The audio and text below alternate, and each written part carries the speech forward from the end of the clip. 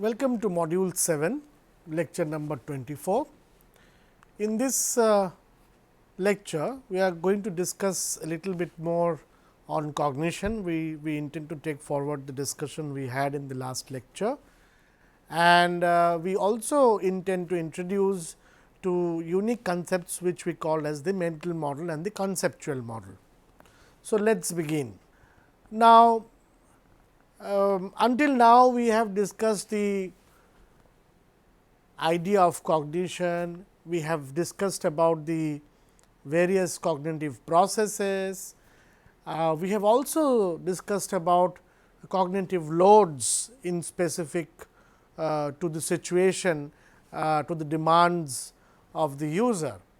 Now, Norman in 1993 distinguishes two general modes of cognition, and he calls them the experiential cognition and the reflective cognition.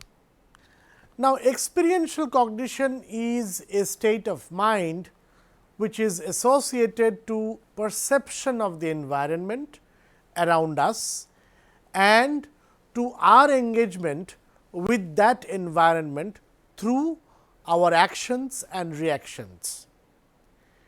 It is the state of mind in which we perceive, act and react to events around us effectively and effortlessly. It requires reaching a certain level of expertise and engagement.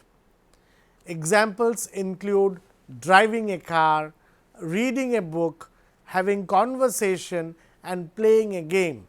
Now, in all these examples, one unique thing that you can see here is that all these activities, driving a car, reading a book, having a conversation and playing a game, includes a little mastery on basic activities that play the foundation for these actions to get performed. And therefore, these are classic examples of experiential cognition. In the case of reflective cognition, it is understood that it is a state of mind that is associated to higher level processing knowledge. It is a higher level processing of knowledge, memory and external information through thinking, comparing and judging. Now, reflective cognition involves thinking, comparing and decision making. Remember, this is what is our focal point as a designer. Now, this kind of cognition is what leads to new ideas, and this leads to creativity. Now, examples include designing, learning, writing a book. So, Norman in this seminal work points out that both modes are essential for everyday life, but that each requires different kinds of technological support. Understanding experiential as well as reflective cognition of actual users are important to design for them.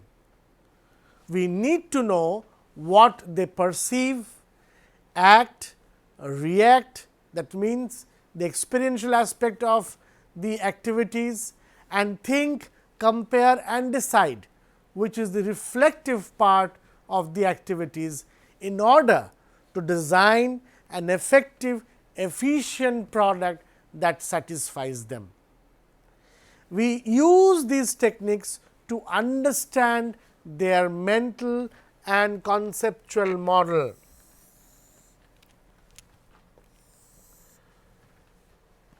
To capture their experiential and reflective cognitive processes. See, here we are gradually entering into the periphery of the mental models that we would like to discuss. With the aspects of experiential and reflective cognition, what we literally understand in terms of the structure is the way in which our actual users conceive or represent their reality. And that is what we are going to discuss in the subsequent part of our lecture as the mental model, and we would also see how this would support us in our endeavor to design an effective conceptual model that we are going to embed into our product. Now, why look at modes of cognition? Why do we need to understand or focus on these experiential and reflective modes of cognition? Part of doing good design is understanding how people reason and react to interface experiences. Cognitive frameworks helps us do this. As we start discussing about various frameworks, we understand that these theoretical models provide perspective and explanatory power for understanding human behavior. And these frameworks essentially are based on theories of cognition.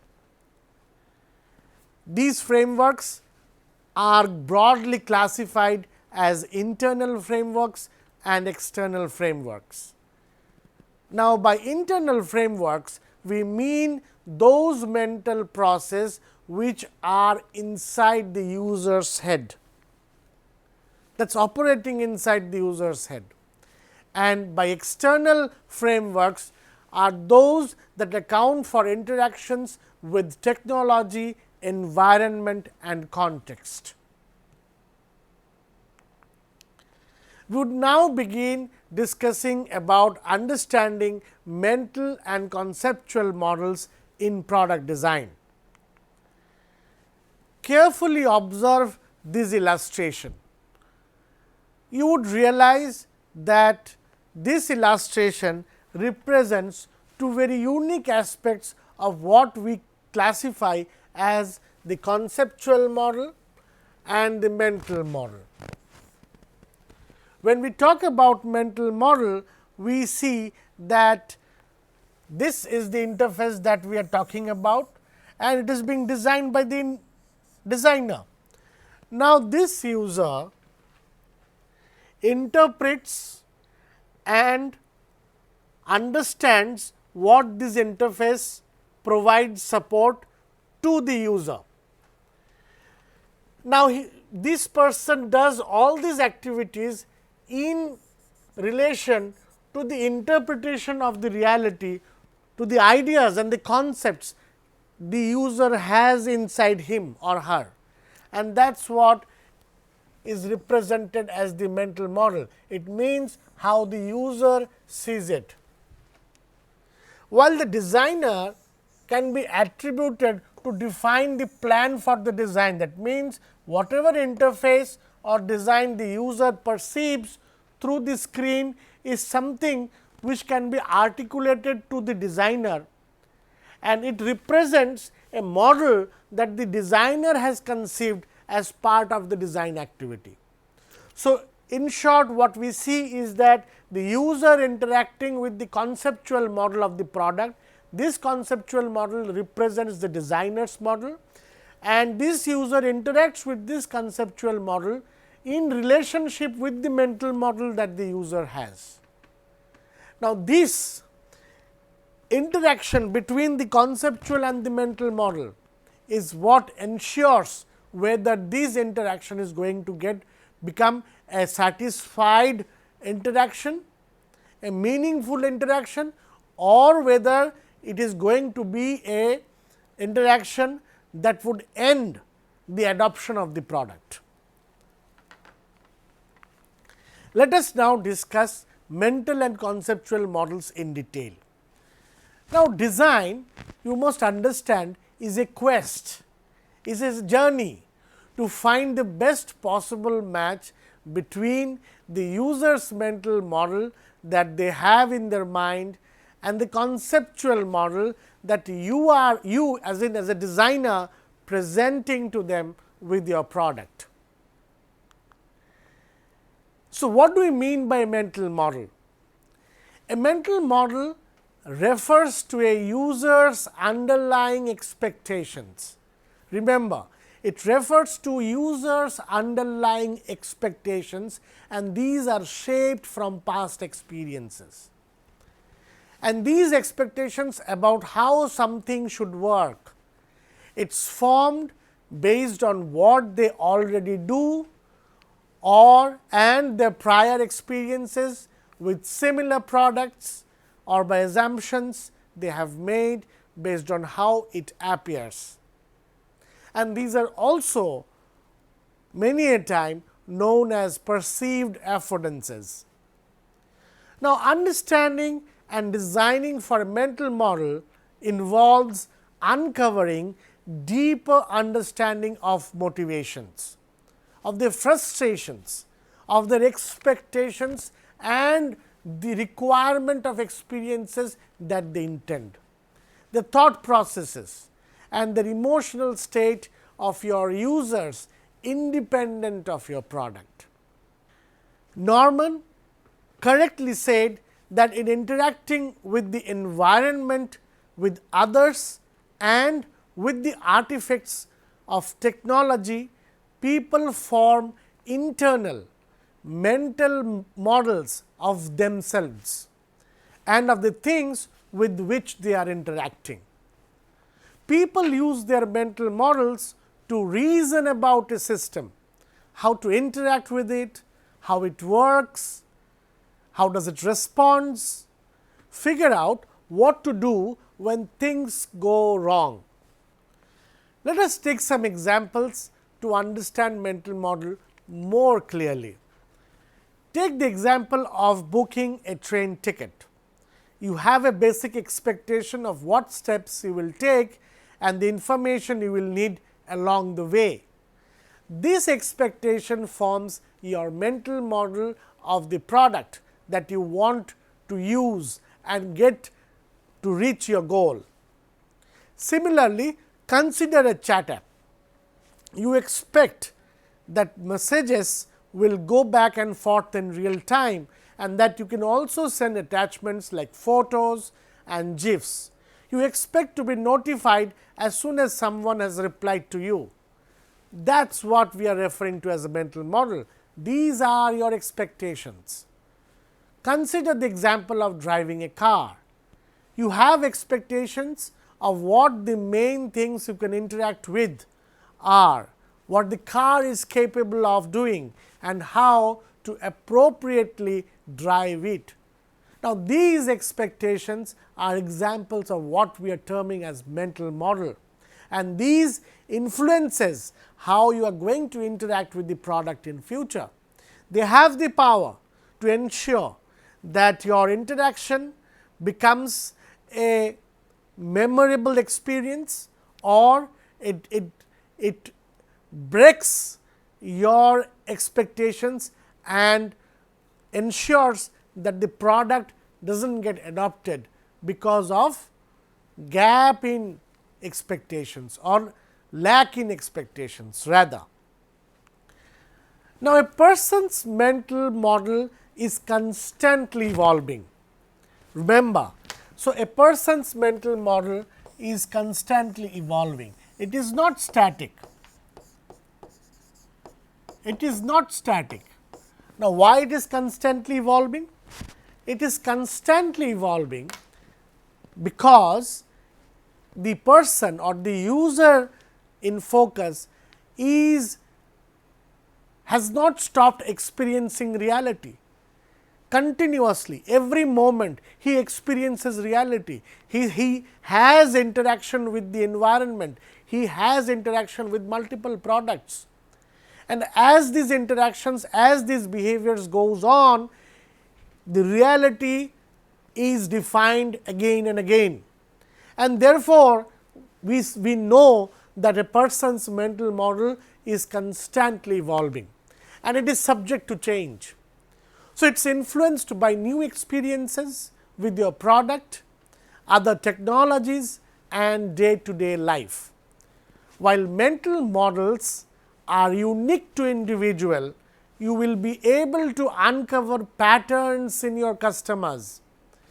These are the patterns that we have extensively discussed during our user study phase. How do we identify these patterns and extract these patterns and see that we are designing for them? Identifying these at the start of your project will increase your chances of designing an easy to use and successful product. The best way to do this is through common design research methods such as task analysis, observation and interviews, and we have discussed them in our past modules. Let us understand what mental model tells the user. What you see in your slide is the figure where in the bottom the world is being shown as a representation. At first the user perceives the state of the world, then he interprets the perception, he then moves to evaluation of interpretations, then he establishes goals, there is an intention to act, sequence of actions take place after the intention is formed, and then execution of the action sequence is performed that affects the world. Now, if you see this journey, what you will realize is that the moment this person is perceiving the state of the world, what will I see as a result? This is what he perceives through his senses, and he then interprets what am I now seeing, and this interpretation is an interaction. This interpretation and the evaluations of the interpretation, what did the system just do, these are all being done in the context of the past experiences that the user has. What did I do to make the system do that? Now, he is establishing goals. From here, the next goal is what do I want to do with the system next. He is now forming the goals. What can I do next? Ability to start approaching activities and actions in order to reach his goal. What if I do this? The sequence of actions now starts, and finally, to do it I will do this, then this. These are the actions that are being performed. Now, this is a summary of the structure of the mental model of any user, any person, whenever he is there out there performing an activity or doing an action or task. These are the ways through which his internal processes, his internal realizations happen. And it is important for us as a designer to understand these intricacies of the processes and to realize what are the barriers to these mental models while he is performing an activity. What are the pain points? What are the frustrations? What are the motivations? That what we have discussed, because these are the important factors, remember, that will influence his future adoption, his future interaction with the product that you have designed for. We would now start discussing about a conceptual model. Now, a conceptual model is created by the designer as a high level plan for how the product will work and fit together. It is made up of different elements that shape the organization of the system and is ultimately represented in the interface that the customer interacts with. Elements that contribute to the conceptual model include information architecture. Now, by information architecture we mean how are the different areas being grouped and structured, where are your customers expecting to find the answers to their mental model within your product, does that match their expectations. So, in short, the way you are presenting information in the screen, its hierarchy and the way these are linked together in a way through which the user finds a meaning out of them, so that they can reach and complete his activity. The second one is terminology. Is the user familiar with the words being used? Are they broad terms that infer what you can do in each part of the product? How closely do they match the terms the customers use every day?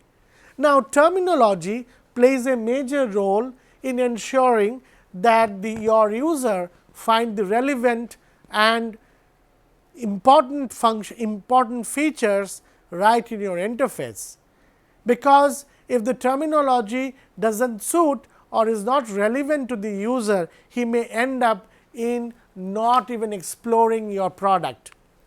If it is too broad, he may conceive wrongly some functions as part of one because of the broadness of the terminologies. So, therefore, terminology is a very, very important aspect of your conceptual model. Third is your content strategy. Now, what are the guiding concepts or rules for the types of content appearing on each page? Remember, there is a logic behind how your contents are being presented through the interface, and these forms the basic structure of the mental model of your user. If the basic logical structure becomes very close or similar to what the mental model of the user is, there is a direct match between these expectations and the reality of the product. Fourth, channel strategy. Are you creating a consistent, continuous or complementary experiences? Consistency is very important for adoption of products.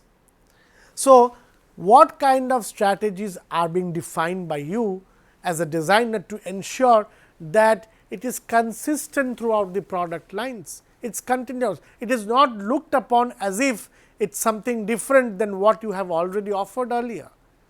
So, these experiences matters in product adoption and in defining how it is being in sync with the mental model of the user. Then, interaction models. Are you using well known patterns, introducing something new? How are people interacting with the systems? We will discuss them in detail now. Now, conceptual models describe how an interactive system is organized. Conceptual model means the foundation of the interface. So, the entire interface that you are trying to conceive is what are the concepts that you have, that the designer has and is embedded as a product, as the product, right. So, conceptual model is the foundation of the interface. Interface design translate this conceptual model into things that we can see and interact with. So, what you see is an interface is actually a conceptual model that the designer has put forth in order to ensure that the requirements of the user are met.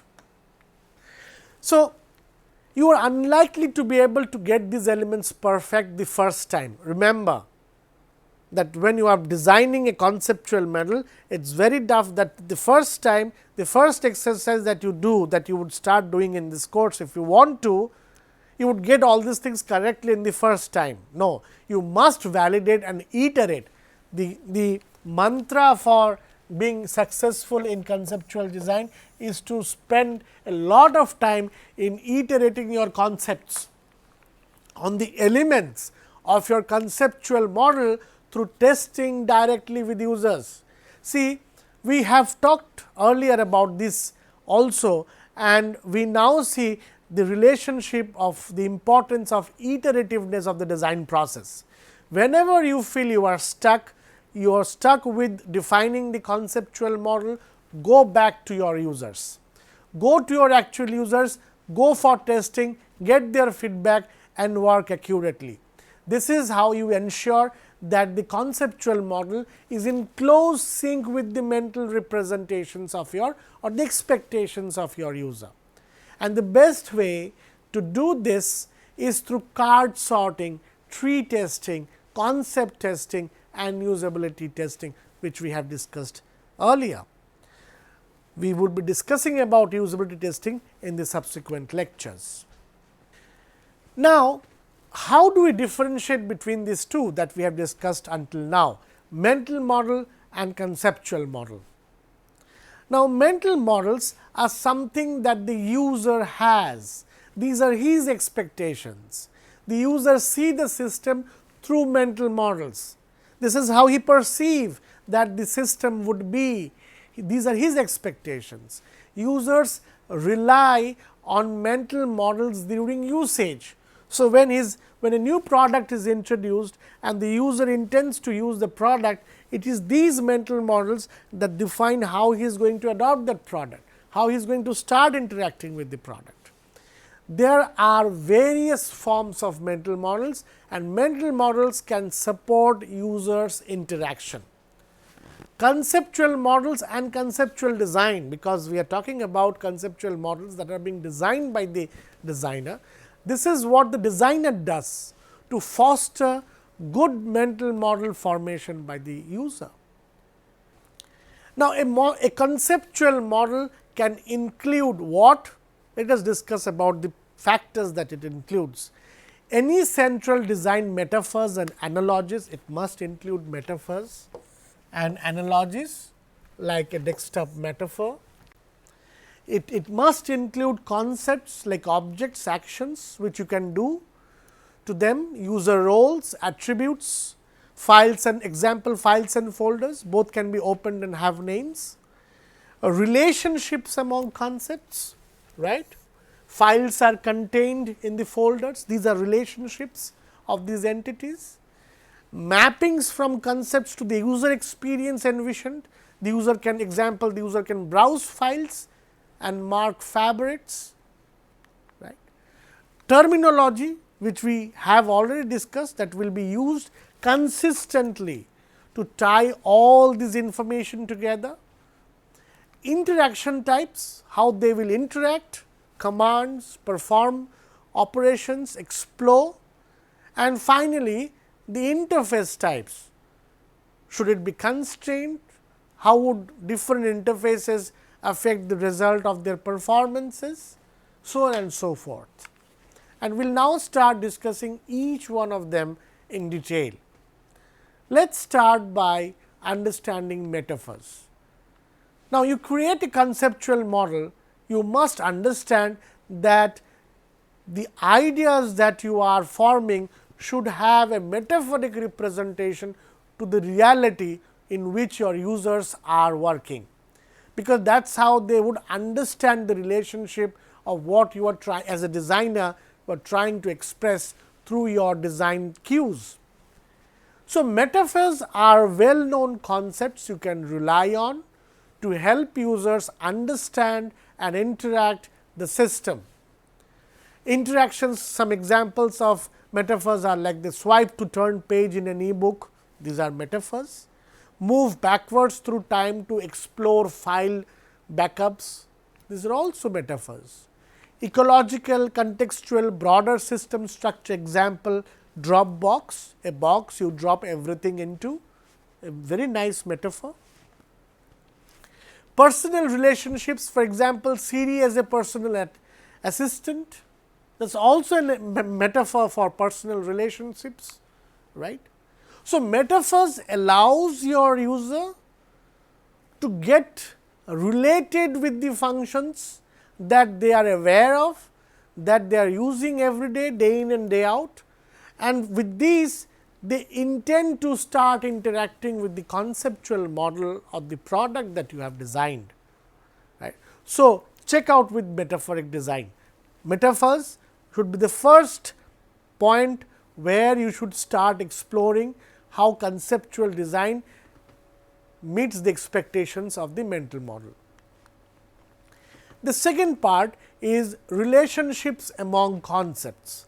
Now, what actions or attributes are shared among objects? Example, song, podcast, audiobook, all have timelines that users want to navigate. Fast forward, rewind examples. containment and hierarchy. Example, a song is contained in an album, right. So, these are the relationship between concepts, and these should be very clear in terms of the reality that the users are aware of. Mapping of concepts to actual activities. How do the concepts map to what people will actually do?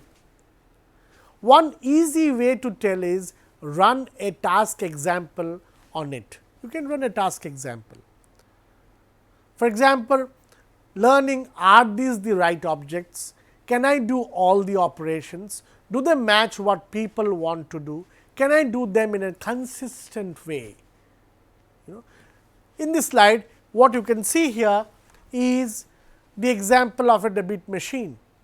Now, you can see a conceptual model, and you can see how these concepts are being mapped to actual activities.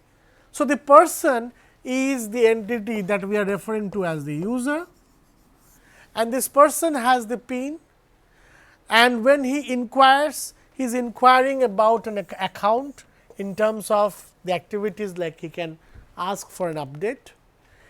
He can ask the debit machine and check, he can check for his account details, he can access and update his account details, and he does all these things by ensuring that his PIN matches with the PIN that is being registered along with his card. And all these actions are being performed in relationship or in interaction with the machine that the user performs using the card. Now, whenever you feel that you have issues with understanding these activities, or you are getting issues in mapping the concepts, go for running an experiment with your users. And it is there that you would be able to understand whether the conceptual model that you are defining in terms of the actual activities that are being performed are being actually reflected by your users or not. Then terminology. What terms will you use to communicate concepts? Terminology should match your concept. Choose your terminology and stick to it. Easy to go from planning to interface and minimize confusion, because terminologies can confuse. Many a time you would see that interfaces are designed with such horrendous terminologies that even before performing the activity, your user get confused by reading those terminologies. Ensure that these are not repeated, and you as a designer must see to it that you use terminologies which your users are aware of, and they have already an idea of the activity that these terminologies would perform. So, therefore, the most important thing that we should keep in mind is that it should not be too abstract. It should be specific in terms of the activities that it triggers or that it does. Now, when we talk about conceptual models, it is important to understand that how we define the interaction type. Now, what the user is doing when interacting with the system.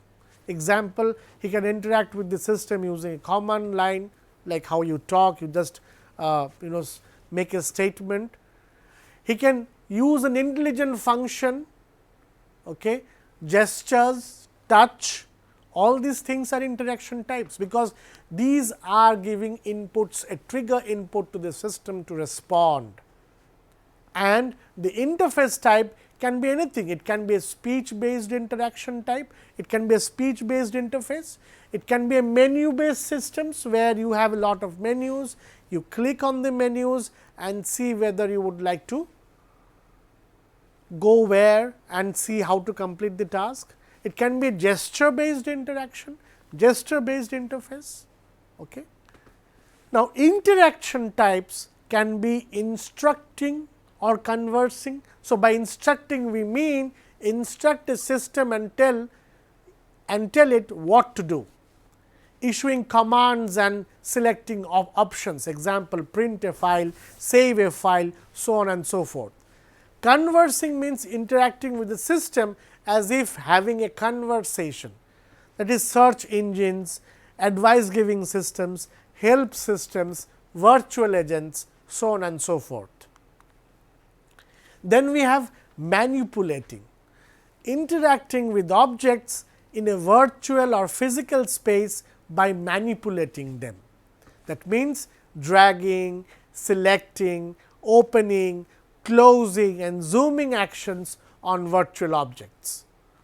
Then we have exploring, moving through a virtual environment or a physical space like the Google Maps, the global positioning systems, GPS.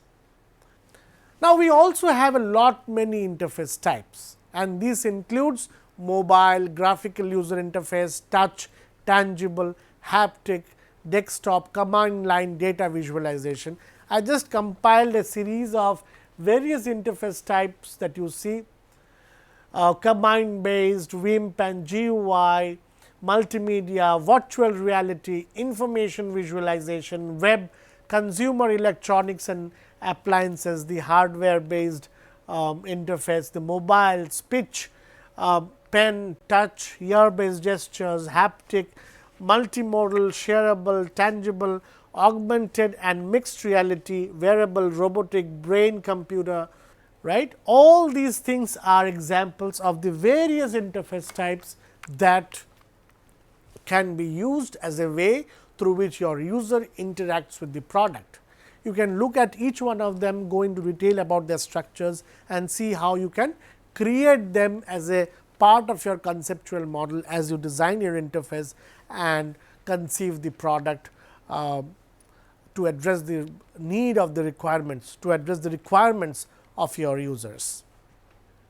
Now, with this understanding about the mental model, the conceptual model, it is important that we now discuss about the gulf of evaluation and execution.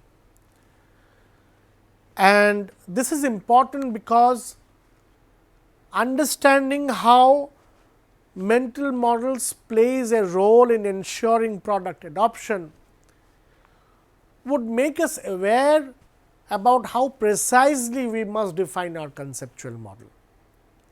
See, there are two of the many challenges people must overcome to successfully interact with technology, and these are evaluation and execution. So, when we say evaluation, we mean understanding the state of the system, and when we say execution, we mean taking action to accomplish a goal. Now, these challenges are described as the gulf of evaluation and the gulf of execution, because without effective design elements to support users, they can become insurmountable barriers between users and their goals. What you see in this image, in this slide, are the examples of gulf of evaluation and gulf of execution. You see the user is there and the world is there, the reality, your product is there. What is the current system state is the gulf of evaluation, while how do I use the system is the gulf of execution.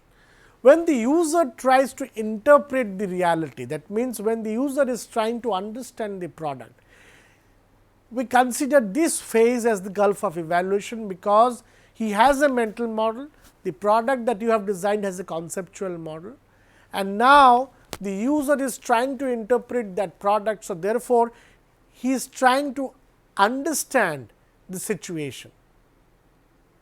He is trying to see how distant his expectations are from what reality he has in front of him or her.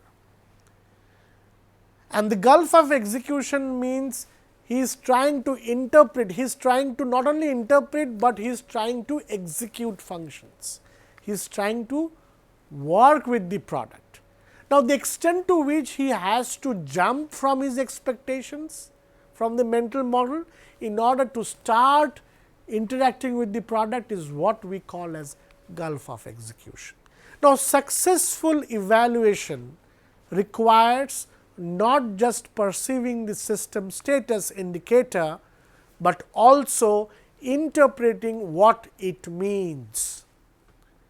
Similarly, execution requires both planning an action based on an understanding about how the controls work and actually manipulating the controls.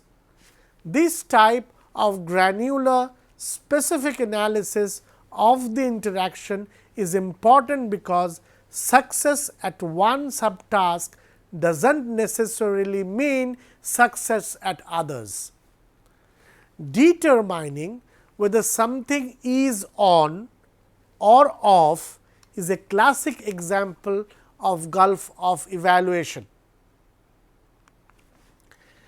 Now, if you look at the figure, you would understand about the gulf of execution and the evaluation bridge.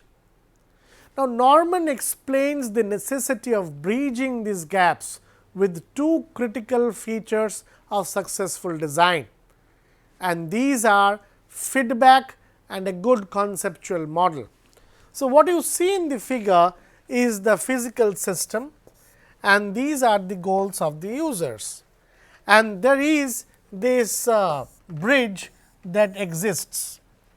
What you see is that this physical system has interface that is displayed to the users, and the users first evaluate and then interprets it in order to understand how to appreciate or conceive the reality of the physical system. And then the user form intentions, action specification are executed, and interface mechanisms are used to actually use the physical system.